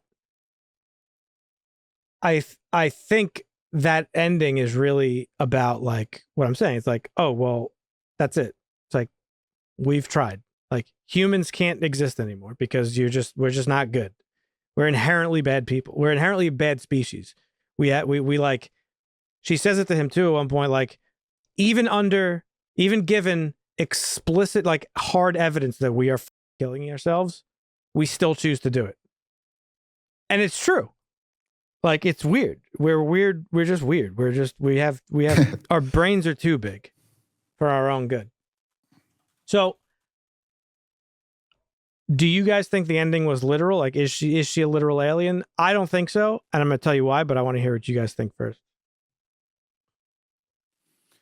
I took it literally, to be honest. And I see what you're saying. I think I think that's a pretty good interpretation. Well, I just don't see why he would go through putting that in if it wasn't to be taken literally. Well, think of it this way: she gets hit in the head with his head, right? Mm-hmm. She's clearly. Oh, so yeah. Well, I mean, if you want to think about it like, logically, she's struck in the head, so she could be in this like having this like psychological breakdown. She's in shock. Her mind is like splintered and shit. The ship that we see that she actually has, it just mirrors Teddy's drawings, which is just something she saw. True. She saw, yeah. So her mind could have just made that up or whatever. When she decides to erase humanity, bursting the atmosphere, it could just be symbolic. That like, because so there's the other whole thing I haven't mentioned yet. Bugonia is an ancient Greek like folklore that believed that like out of the corpse of dead cows or ox or whatever, bees would come out of it. The term begonia, that's what it means. It's not the same spelling as the flower begonia, which is what I thought. It's almost like Candyman, how like bees are a very big part of that. And so it's this belief that like out of death comes new life. And so the bees in this movie are very symbolic. Teddy he has an apiary or whatever. And he talks about like, oh, where you're killing the bees are dying, Killing the bees, yeah. So symbolically at the end, animals survive. Not well, all the humans die. She didn't kill life on Earth. She killed humans specifically. Yeah. Okay. So it suggests she's rejecting like humanity itself, not really life. So like, it doesn't. Yeah, that's fair. It might not be whether or not she's an alien. Her final act just kind of seems like, if you think about it logically, just like it's that final collapse of her empathy, and sort of a commentary on how like really broken the structures of life of reality that we live in every day are. Like the fact that somebody like her, because she says it too to him, she's like, yeah, over the course of my life I became somebody I'd never wanted to be. Like she admits that she lost that empathy, she lost her connection to humanity. He obviously has. So I feel like it's more of like a narrative on that. It's just more of like a playful way to showcase that. So yeah, that's kind of my thoughts. What about you, Dusty? Where are you at? I took it literal just because it's the way the story was told. It seemed to follow. I mean, you could certainly take the overall thing as a metaphor. I can see where you would or why you would. I don't think it matters either way. Yeah, I mean, no, it doesn't. Especially given that the screenwriter was asked about, like, he's like, yeah, I could have made it where it was fake, but it felt like the more clever thing to do is to make it that she was an alien. So, I took it literal, but it works. It works either way. But yeah, it feels better if it all works out, because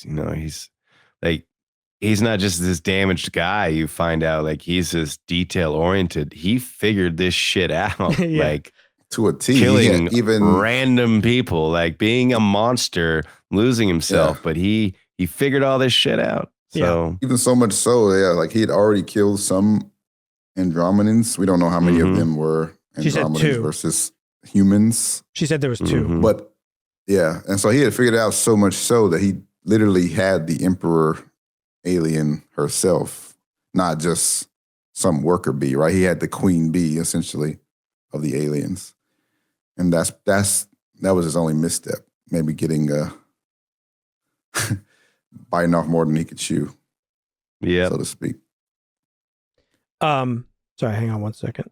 Do you guys think his mom, did he cure his mom or kill his mom? Because it's a little bit ambiguous. I don't know if you guys remember that scene, but well, I mean, he killed the shit out of her. Yeah, I mean, she flatlines for a second, but she tells him then, she's like, I thought you might be reticent to inject. It's like, you sick. She calls him like a sick animal or something. He's like, antifreeze in your eyes. Like, I didn't know you could go inject antifreeze into your mom. You're the one that killed her. Yeah.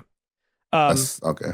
So yeah, I mean, I don't think the ending I don't think it matters whether it's literal or not. The point of the movie is still like, we don't have to live this way. Like, the system is built on exploitation. It's whatever. It's manipulation and all this stuff. Like, you feel bad for Teddy. Teddy's not a villain in this movie. Like, he's right. You empathize, you sympathize for him, because like, wow, how fucked he's up. Become a monster, but he's not a villain. Sure. Yeah. Yeah. But I felt sorry for him. I felt sorry for everybody in this movie. Like, everybody's just like sort of victims of something here.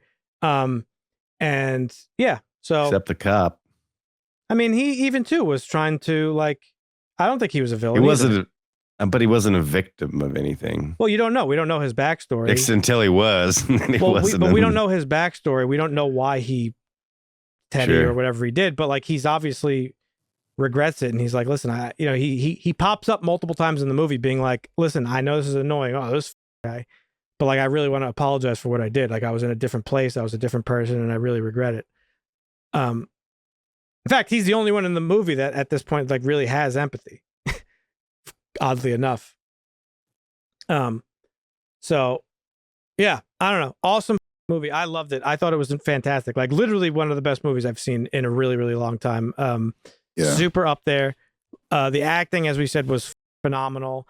Jesse Plemons should be nominated for something and win. I think his performance in this was even better than Leo's in One Battle After Another. Like, this was like a nuclear bomb of a performance. Because he like lost weight too. He was like looking malnourished in this movie. Look at his lifestyle. You can't be looking all healthy and shit. She was great too. Like, this movie, when like, the whole movie is them two, like, basically talking to each other, and like, man, were they both brilliant, unbelievable. Yeah. Um, Yeah, that corporal speak, like the way it portrays like it's fucked up because it's so cold. no emotion is so accurate. Like Yeah. that's how I see like they don't even know they sound this CEOs, way, but they sound that way. They know. Yeah. She knows because we see that moment where she's giving the press conference about like the experimental drug, and it's just corpo speak. It's just like, yeah, we the families, we're gonna own this. We're owning this one, and like we take full responsibility. But yeah, that final scene, man, was really haunting for me. I don't know if it affected you guys the same way, but everyone everywhere all over the world just dropped dead. The camera lingers on dead bodies for a while in all piles and positions, and paying particular attention to children. Yep. At certain points. And so given the state of the world currently, it's, I don't know. It ends on a bleak note, but Marvin, you wouldn't have seen this. I don't know if you have, but The Day the Earth Stood Still is a movie from 1951. Mm-hmm. And obviously there's a remake, right? Yeah. Yeah, I believe so. Yeah. Keanu. Was it Keanu? I'm thinking War of the Worlds with Tom Cruise. I don't think I've seen the remake of The Day the Earth Stood Still. But regardless, that movie came out 74 years ago, and that movie ended with a question of sort of hope, where that movie, it ends, it's with the alien that comes to Earth. And he's like, what does he say? He says, basically that movie's about aliens that come to Earth, Marvin, to deliver a message of like, hey, the universe is a small place now. Like it's starting to shrink because more and more civilizations are popping up. You guys can't be f***ing up and like being dangerous to other people. Like, so either get your shit together or like f*** off. And so the end of that movie, though, the alien says, quote, "It's no concern of ours how you run your own planet, but if you threaten to extend your violence, this Earth of yours will be reduced to a burnt out cinder. Your choice is simple. Join us and live in peace, or pursue your present course and face obliteration. We shall be waiting for your answer. The decision rests with you." And similar to Carl Sagan's messaging, is humanity worth saving? Can we come together? Can kindness, tolerance, empathy, peace win, or will we give ourselves over to the violence, hate, and division that we currently are experiencing at like an exponential rate, it seems, every single day? And can we see that the only possible outcome of that behavior is the end of our species? So like the message in Carl Sagan's message was positive. The Day the Earth Stood Still had a positive message. This movie does not have a positive message. I don't think that. No. I really think he ended it on purpose to be like, nope, we gotta go. Yeah, it's done. Yeah, I looked up I like to look up the meanings of things, like when the bubble's popping, when she pops the bubble, and when you look up some of the symbolic stuff behind that, I guess. Mm-hmm. From what I looked at, it says it represents a moment of clarity where a pleasant illusion shatters, like realizing a belief about someone or a situation is false, and a sudden awareness of the truth you've been avoiding. So it does kind of line up to, hate to burst your bubble, but I think humanity's cooked. Yep. So yeah, this one was a gut punch to me because I've always been like, nah, we could turn it around. I still do think that, but it's looking less and less possible as the days go by. Yeah. What country did we invade today? Yesterday was Venezuela. We in Iran yet? Or it's coming. But yeah, so yeah, I don't know. Awesome movie. I thought it was really good, and you know, it's rare when movies make like an emotional impact like that. So yeah, really love this movie. And this is one that I could watch. Definitely, I could watch it again tonight, probably, and enjoy it. Yeah, easily. So, is there anything else you guys want to say about it? Let's see. The Aiden, I think he got a couple nominations for his performance here. He got an AFTRA Best Young Performer. Yeah, he AFTRA was Film Award. He was really Oh, good. nice. He was really good. Now I don't think he's a professional actor. I saw some No, interview he's with not. him That's his talking- only credit. Yeah. Yeah, he was talking like he didn't even know if this is something he wanted to do. But yeah, I just wanted to say I thought it was really well cast. Movie. Alicia Silverstone did a good job as the mom. Stavros did good as a weird cop. But yeah, there was nobody in this movie. Like I don't really have many complaints about this movie. It was really good. Cool. Yeah. Any last words from you, Marvin? Great movie. I don't. Looking forward to the Any next other- one from both the writer and director. Yeah. Absolutely. This has a 7.5 on IMDb. Bumping it up. It's a 10 for me. Nothing wrong with it. Nothing wrong. Literal perfect movie. I give it an 8.5. Okay. Yeah. Marvin? Yeah, I said nothing wrong with it too. That's a 10 for me too. Oh, okay. You agreed with me. Sorry, I missed it. Mm. Yeah, just brilliant movie all around. Check it out if you haven't seen it, folks. If you have, obviously leave a comment. Let us know what you thought about it. Is there anything in the movie that we missed that you might want to add? And what do you think about that ultimate question? What is to become of this human experiment here? Will we allow ourselves to become more selfish and cruel, or what? Or will our hearts lead us in the right direction? Maybe, Marvin, we could learn. What do you think? I hope so. This is why Superman was hope my favorite and faith. movie of the year, because Superman, he is that hope, just like Carl Sagan, like similar messaging, right? So you see who I am as a person, right? Like, Yeah. but I mean, you got to face reality, right? Like you just said, the bubble bursting. So maybe that's all an illusion. Mm. You never know. Well, Yeah. we'll know someday eventually. But, yeah. Well, that's it, folks. That's going to do it for us. We do this once a week. We'll be back next week. We're talking about Train Dreams, another movie that's getting quite a bit of critical praise. Have you watched that one yet, Dusty? Which one? Train Dreams? Oh no, I have not watched this yet. No. This one's got you written all over it. I think you're going to be a big fan of this one. Good. So yeah, we look forward to talking about that. If you want to stay up to date with the things that we're watching and watch along with us, we post the schedule over in the Discord. Feel free to join our Discord. We also post like news links and stuff like that we're sharing with each other. So that's free to join. But otherwise, we hope you enjoyed. If you did, leave a like on the video. It helps us out.